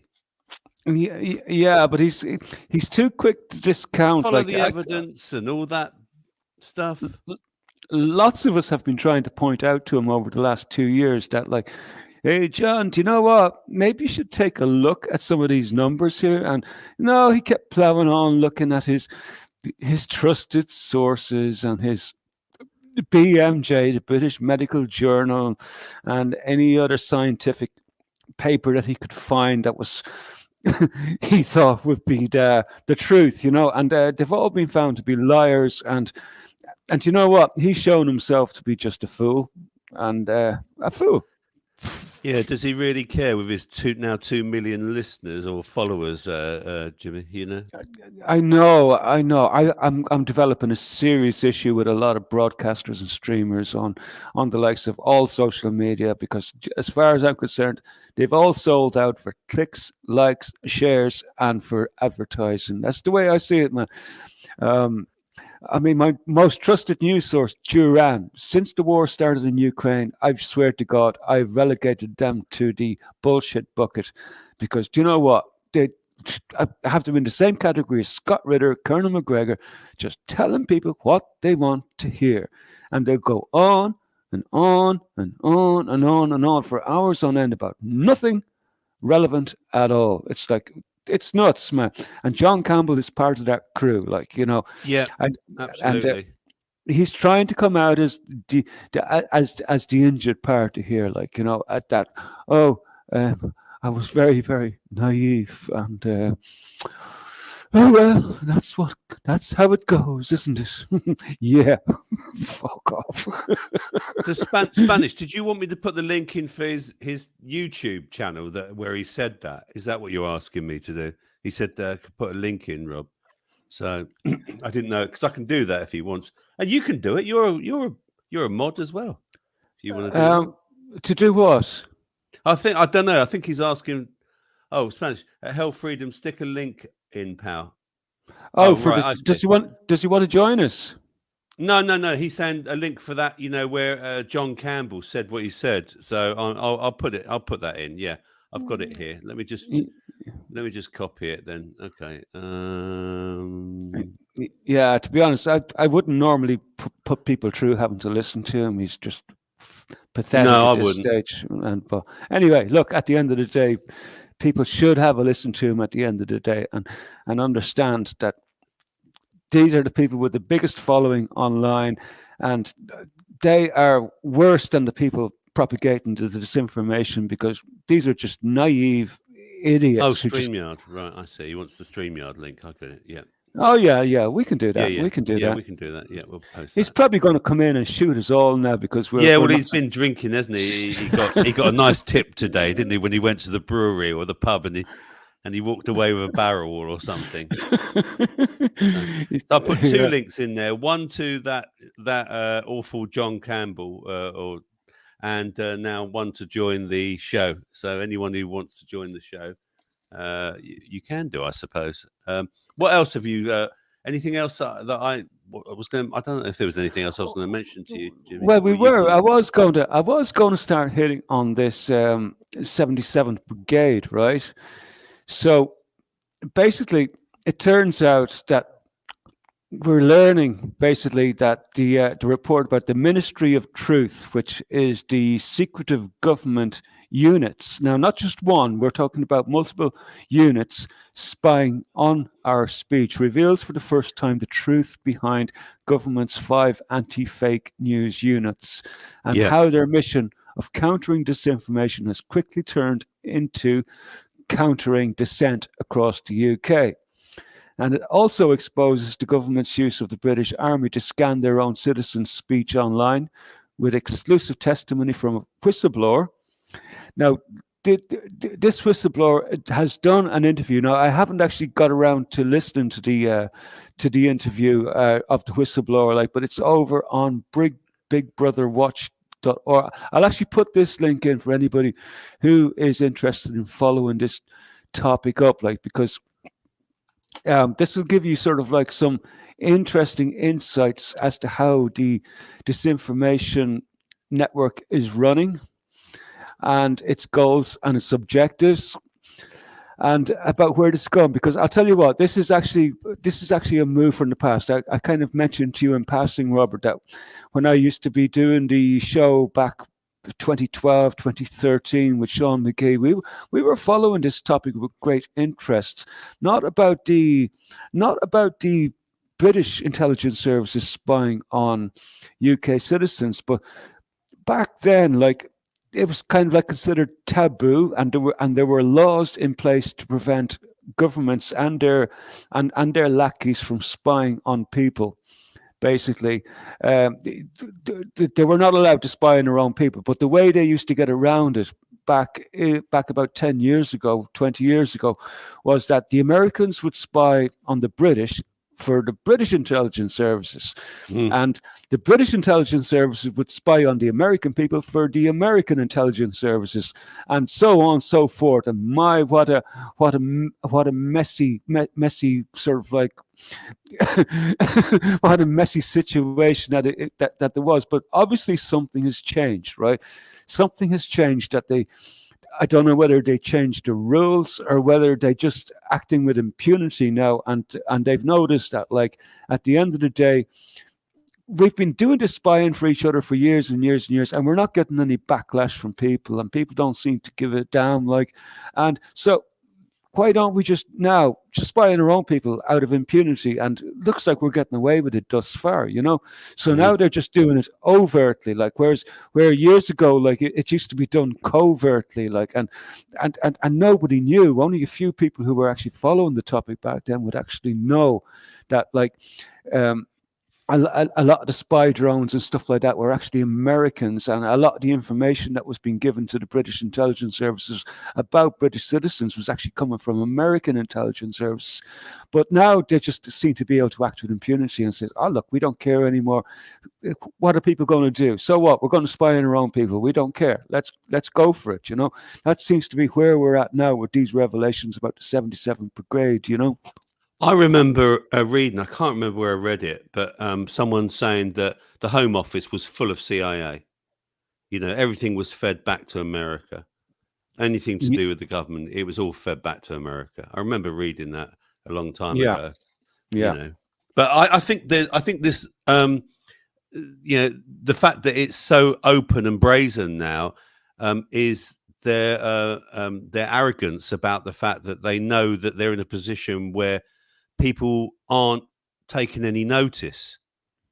You know, other than people like here and in this forum, you know, the average Joe who went along with everything from 2019 to 2022, you know, they wouldn't care if they're being spied on, Jimmy. That Yeah. Yeah. everyone knows these smart TVs are spying on them. They all know that these blooming things are spying on them. How many times do we're having a conversation and then all of a sudden, you know, you go onto YouTube and suddenly, you know, oh, that subject you were discussing it's suddenly come up on your YouTube suggestion. Yeah. Yeah. Indeed. And do you know what? Even going back 30, 40 years ago when I was a child, the way it was in this country here, like, say, for example, my old man, he would not go on a call to anybody in England because of the fact that, like, the calls were being monitored, and well known. Like, this goes way back to the inception of the telephone exchanges, and everybody knew it. Everybody still Yeah, knows it. It's yeah, like nothing has changed. It's on a much grander scale now these days. yeah. Like when they used to all those cases went on about spying on celebrities, tapping into their telephones, wasn't it? Do you remember back in the 90s or the noughties? There was a lot of Oh, that. That's and I like indeed, Bebo's comment here, don't you? Five Eyes all work together: UK, New Zealand, Australia, Canada, and USA, and on the quiet, Israel. Well, they all probably report back to Israel. yeah. Well, Israel would be the central data processing exchange, because everything happens in Israel. That's where all the big data centers are, and that's where all the information is going through. So Israel do have it all, basically. Um, that's why we have to be careful with Israel. And do you know what? They're not to be trusted at all. Microsoft are even in Israel right now, and they're abandoning America, and they're going all in on Israel. So, Are they? oh yeah, yeah, yeah, yeah. which of course, like Microsoft, all the chips, everything is coded in Israel, and that's where all the backdooring of all the chips is happening, is in Israel. So they don't need to hack your computer anymore. They've already got backdoors on Yeah, the I chips. heard this also. Who was the big printer company? Hewlett Packard. Hewlett Packard. Apparently, they got done. Found out that they were putting chips in on behalf of Israel as well. I remember reading that story as That's well. interesting. I must have a little search on that because I didn't come across that one now. Although I'm familiar with lots of other stuff, but that's Yeah, interesting. yeah. Hewlett Packard were caught as well. So I'll just do a little bit of a takedown on the bit that I've got here on the revelations. So basically, what they were targeting, they were this whole report is exposing the government's use of the British Army to scan their own citizen speech online with exclusive testimony from the whistleblower who worked at the secretive information warfare machine, also known as the 77 Brigade. Hmm. Labour leader Keir Starmer, Conservative MP David Davis, and Chris Green, high-profile academics from the University of Oxford and University of College London, and journalists including Peter Hitchens and Julia Hartley-Brewer, all had comments critical of the government analysed by the anti-misinformation unit. This is from the whistleblower. Yeah. Targeted speech, including public criticisms of the government's pandemic response, particularly the lockdown modelling and vaccine passports, as well as journalist criticism of the withdrawal from Afghanistan and MPs' criticism of NATO. Soldiers from the Army's 77th Brigade, tasked with non lethal psychological warfare, collected tweets from British citizens posting about the coup and passed them to the central government, despite claiming operations were directed strictly overseas. Is that what they go on to say? We were just talking about that. A counter misinformation unit pressured the Department of Health to attack newspapers for publishing articles analysing the COOF modelling that it feared would undermine compliance with pandemic restrictions. MPs and journalists were featured in vaccine hesitancy reports for opposing vaccine passports. Contractors paid over 1 million to trawl social media for perceived terms of service violations on selected topics and passed them to government officials. Counter disinformation units use special relationships with social media companies to recommend contact be removed. Well, of course, that's all coming out from the Twitter revelations. And front organizations aimed at minority communities were set up to spread government propaganda in the UK. Wow, we kind of fairly. So that's like Where's this from, Jimmy? What's your I source on this? Big Brother Watch. bigbrotherwatch.org.uk. Have you got I a put link it. for that? I did. I put it in there, but I'll put it in again because it's quite a fascinating read, and it's got the links to the relevant document, and the interview is on this page as well too. So I didn't get a chance to listen to the interview just yet, but I will do before the end of the evening because it sound. I only briefly went through the transcript of the interview. Yeah. Good, it's up there now. It's Spanish. Are Yeah. you coming in? Are you jumping in? His device isn't connected yet, and he Ah, he's hasn't said. probably he's probably waiting for the show to end. Oh, he's waiting for the show Well, to end. Okay. probably. I don't know. If not, he can always. d- Oh, yeah, there he is. He's there. Let's get him on. Let's get him on. uh, Good good evening, man, sir. Spanish. Hi guys, how you doing? Hey, Spanish. How are you? Yeah, I'm good. I just want to jump on about the Dr. John Campbell thing. Yeah, please do. I've watched him for probably 3 years now, I guess it is, and he was completely on board with the jabs and all the shit in the beginning, Yeah. and carried on for about 18 months, 2 years, pumping the same stuff. Then he had a realization, and all the stuff he's saying now, and he ends all his show saying, "Make of it what you will." That they're offering me a booster, I'm not going to take it. I think he's genuine. Mm. For me to say naive is quite a stupid thing to say because I'm nowhere near his level of education within the health. But I think he realizes now he's been duped. We've all been duped, or the people that took the jab have been duped. He knows what's going on. There's so much information out there now. There was a lot out there anyway, but we were all called, tinfoil hatters. Do you think though that he, I don't think he's controlled. No, I think he's. I think he's no. totally authentic. I don't think he's controlled. What I'm saying, what I was about to say to you is, he was very much for all the, everything, all the schedules and everything, and it's safe and blah blah blah. Do you think now that to save face, one day we're all going to meet our maker. Should he not stand there? Should he not make a video now and say, "I was wrong. Don't." Right, if you get offered it now, don't. Or do you think he's got 2 million viewers he doesn't want to lose? No, I don't think he's in it for viewers. I think I've noticed him over the last couple of months, and he's been quite specific about. He's been getting what he was saying. I think you're right, Spanish. Okay, that I think he is genuinely gullible. I think he's a gullible. Yeah, I think useful idiot. He was. There's a lot of them in the NHS, by the way, because I used to work with them. That's a sort of disingenuous thing to say. He's a genuine sort of medical guy. He's trying to help people. He was induced along with everybody else to believe the information he was given, and he's been in the system for a long time. So he believed that, where other people didn't believe it, and you can call it gullible. I wouldn't say it's difficult to slag people off. I slag too easily. Yeah, so do I. I'm a fucker for it. You know what I mean? Yeah. And I just think he's realizing now with the stats, all the statisticians are coming out with all the right stuff, saying this is a dangerous thing to do. What is it, 1 in 800 now or whatever? Yeah, I got 1 in 800.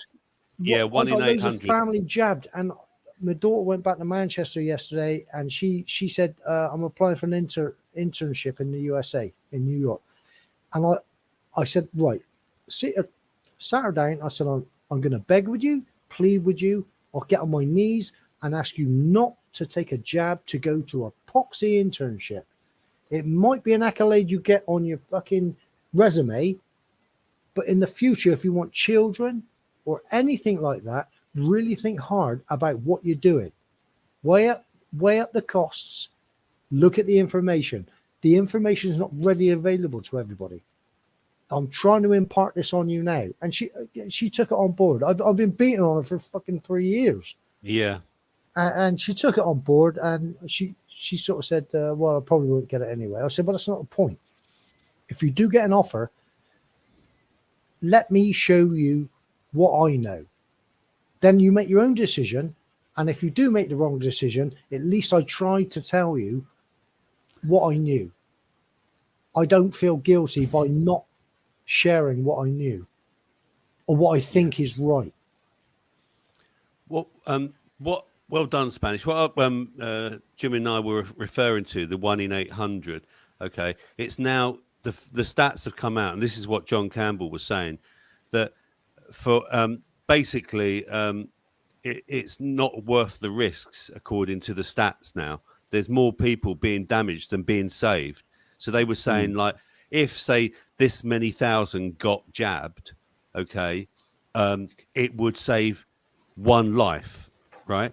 Now the figures have gone. If this many got jabbed, it's going to damage these many lives. And that's what he's now bringing out in his stats as well, isn't he, Jimmy? I don't know if you saw that one. I think the numbers. I don't hold me down on these numbers, but what I heard the other day, what he was saying, that you would have to, and Ivor Cummins came out with these same stats as well too, that to save one person who was already going to get sick and die from a sneeze anyway, that you would have to jab about 30 to 40,000 people. Yeah, and then but the risk benefit analysis of like what the data that's been coming out about like how many people are getting injured per treatment, is that like 1 in 800 are getting injured with a significant reportable incident, and that significantly alters the risk benefit analysis of like Exactly. People die from the And- flu every year. Anyone want to watch that figure that John Campbell there about the stats and about how many people are now getting injured as per how many jabs are given? I've just posted it now in the chat, so if you want to see that, please go ahead. But Jimmy's right. It's Yeah, but just it's not getting only that. It's ridiculous not now. only that though, Rob. It's the amount of people that get damaged that aren't reported. Oh, absolutely. That won't be able to have children in the future. Yeah. That will have a low sperm count. Loads of different problems. Yeah.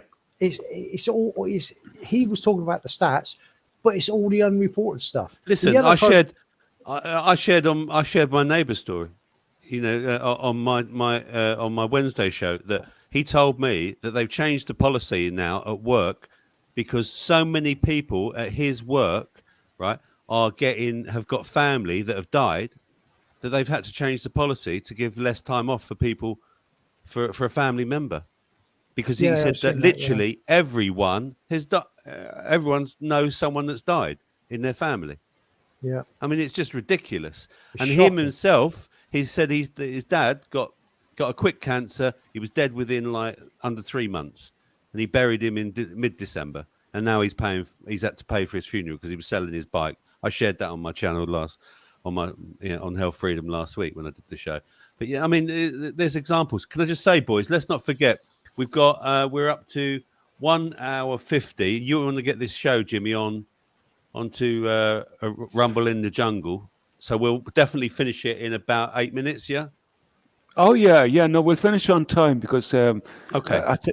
because I think it creates issues if we go over the 2 hours, it creates issues on Odyssey getting a re-upload and stuff like that. So, but anyway, look, 2 hours is long enough anyway. Yeah, but I'm just telling, just in case we were about to go over there, just as a quick reminder to us both, as well. One of the interesting things, one of the things I will say I like about what John Campbell has done recently is that I don't know if people know that he's written 2 really extensive looking books, right, that used to be for sale.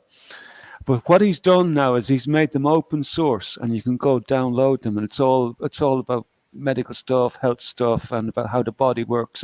And he's actually made these. And I was looking at, he was showing copies of the actual books, and they look really, really good and well written with good diagrams and a nice clear print and stuff like that. So his 2 books, he's made them open source and for free for anybody to download and use at your own leisure. So I will say this about him. I have a funny feeling he probably is genuine, and sometimes I'm a little bit too harsh with people, and just I've gone very judgmental this last couple of years, very, very judgmental, and quick to anger and quick to troll people. Like I jumped on his channel last night, and I think I dropped a screenshot in the Telegram, and I was just thinking this morning, Jimmy, relax, calm down, take your meds. Jimmy, I think it was probably, to be honest with you, that got lost in the thousands and thousands of comments. I was looking for your comment. I looked for a couple of minutes. I could not find it, and I know you posted that at about 3 a.m. or something like that. Yeah. I thought I'd screenshot it there and then. Most of the comments were all like, "Oh, John, you're so wonderful." Yeah. So your comment's just going to get lost. Look, John... He's doing his bit. I think honestly and genuinely, I think he's realizing he's probably. It's the ultimate red pill moment for somebody who just trusted like the social structure and believed every single word he was told over the years, and now he's starting to realize, holy shit, how did I get this so wrong? And now he's trying and he to... probably got it all himself as well. He probably got the jibby-jabby. He did. But one thing that I like about what he's been doing lately is that, like, he's been telling people, they've been offering me my booster for the last, I can't remember how long it's been, like about a year. Exactly, yes. And he's telling them, like, I have not gone for them. I am not I doing won't it. be having. Yeah, it's exact words. Bro, I won't be having it anytime fucking soon. Yeah. I'm sorry to hear that, John Smith. You see that comment there? Junk. Miss that. My 82-year-old sister, who was as fit as a fiddle, has scarred lungs caused by the jab. Now she is like a different person now, and I'm afraid she's not long for this world. I'm so sorry to hear that. It's still what's still sad is the division in society where the jabbed and the unjabbed are they look at each other as unclean. I see the jabbed as unclean, and I'm looked at as being unjabbed, unclean. It's fucking sad, isn't it? It is I'm sad. like you, Spanish as well too, and I don't want to get too close to people who have been treated, and I have valid claims valid reasons as to not wanting to get too close. I Yeah. don't treat them as pariah, like I won't go there, but I'm very, very reluctant to expose myself around them until we know more. That's I'm just not the way worried it is. about this shedding stuff. This shedding stuff, I think, is a bit of a laugh thing, really. I ain't jabbed. I ain't worried about. I worked all the way through the pandemic with loads Yeah. of people. Yeah. No one shedded on me. It's your immune system. That's it. You get sick when you're ill. Simple. Yeah. I mean, and and I think what I love about this channel is that everyone comes from different angles with regards to that subject. It'd be and nice to get some jab people on you with their view. Yeah. I mean, but again, it's finding them, isn't it? As well, and it's like Richie Allen always says, to try and get an opposing. You can't actually talk to them, though. You can't talk to them. They don't want to come on. They don't want to talk, do they? No. He tries to get opposing opinions, opposing views on the subject, and they don't want to jump on and join him and stuff like that. And talking to jumping on and joining, I'm posting the link here because we're coming to the end of the show, so I'm just going to post a link here. And Come on, Chris, jump on. If anyone wants to join us in the after chat, please do so because we're going to finish the show in a minute. So there's the link. It's already up for anyone who wants to join us. We've got spaces for 7 more people because there's 3 of us ugly people. By the way, Rob, although I had a 6-can freebie from a brewery tonight, I'm not drunk. Is that right? Is that why you're not slurring your sorry. words a bit, I'm Spanish? tired, mate. I'm tired. Tired, is it? I've Not only that worked old chestnut. Yeah, I've only worked 48 hours today. I think it's a shame we didn't get a hot link into Jason personally. Yeah. Well, I'd just like to say, if Jason's still listening, I hope you and Danielle have a great holiday. Do have a great one, and He keep did an eye post. out. Keep an eye out for those fit Spanish surfers and stuff like that. You wouldn't know. She might go running off with one of them. Yeah. And I'll take a moment as well too, guys. I'm going to post the Rumble link in the chat, right? And we only need 4 more subscribers. Right? I did it earlier as well, Jimmy. Nice one, Blue Robert. Sky asked for it, so I did it as well. And so you've done it now as well, and there's the link now. And we've got another one someone else has just joined us, ready for the after chat as well. So that's good. So want any ending thoughts, Spanish, before we go? Any good news? Any good news from anybody? Anything positive? Be nice. Oh, yeah. Well, I didn't have to scratch my bollocks today. I must have got rid of the fleas. Maybe a bit of the good cats. news. Well, the cat's fleas seem to have gone as well, and my claw marks from bathing them have cleaned up. So that's some good news as well. Not the answer I wanted. Oh yeah. There you go. So should we call it a day then, boys? 157 or 158. Just come up to 158. Let's end the show now. So we've got plenty of time. Well, we'll just take a moment now to thank everybody for joining in tonight. Much appreciated. I sorry the whole chat went past me there, and because I'm missing my little sidekick here now tonight, didn't get to keep up with the chat as I normally would. But hopefully he'll be back next week. So much appreciated. Hope What's you had a happening good time. Friday? Quickly, Jimmy. Are you on your own? More doom. More doom from Jimmy. More doom. I'm entertaining Friday. I'm making a nice curry for some friends, so I won't be here. I'll be watching something else other than. Yeah, I'll tell you I what. hope I you're got a not going to be challenge. watching porn. Well, you never know. I got a challenge for you, Jimmy. Try and find some upbeat stuff. Look, Yeah. it's not No, easy that to is a do these challenge. days. No, I It's know. not easy to do, no. Look in the other direction. Anyway, we're down to the last minute, people, Last minute, and so we're going to say goodbye. so we'll Cheers, say everyone. Who's bye, gonna hit the- guys. On Hey, behalf- guys. Yeah, on Bye, behalf of- guys. Big on guys behalf for Jason. On behalf of Dinny, I'd just say fuck him. Fuck him is right. I just want to say, thank fuck we've gone. Bye-bye. Thanks. Ta-da. Yeah. Who's going to hit the button? I'm doing it now.